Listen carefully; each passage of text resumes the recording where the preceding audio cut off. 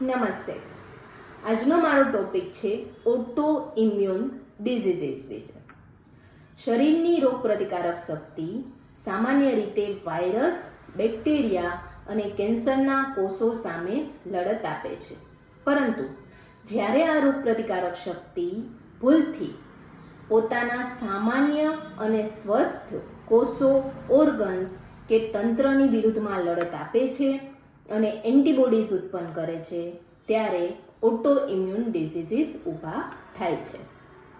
Psoriasis, વિટિલિગો, લાઇકન planes જેવા ચામડીના રોગો, એલોપેશિયા એરિયાટા જેવા વાળના રોગો, અલ્સરેટિવ કોલાઇટિસ અને ઇરિટેબલ બોવેલ સિન્ડ્રોમ જેવા આંતરડાના રોગો, રૂમેટોઇડ આર્થરાઇટિસ જેવા સાંધાના રોગો, લ્યુપસ, ટાઈપ 1 ડાયાબિટીસ વગેરે ઓટો ઇમ્યુન ડિસીઝીસની શ્રેણીમાં મૂકવામાં આવે છે.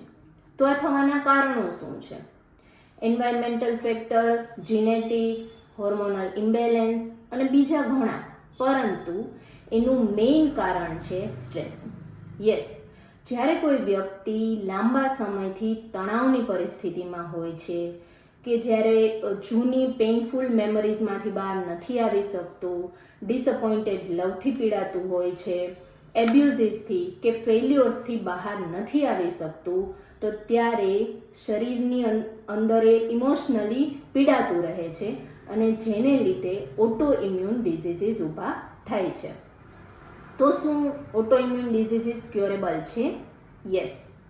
પ્રોપર હોમિયોપેથિક કોન્સ્ટિટ્યુશનલ મેડિસિન લેવાથી વ્યક્તિ સ્ટ્રેસ અને તણાવમાંથી ધીમે ધીમે બહાર આવે છે અને બોડી પોતે જ ઓટો ઇમ્યુન ડિસીઝીસને ક્યોર કરવામાં મદદરૂપ બને છે. સો જો તમે પણ આવા રોગોથી પીડાતા હોય તો આજે જ સેફ અને સાઇડ ઇફેક્ટ ફ્રી હોમિયોપેથી અપનાવો. Thank you.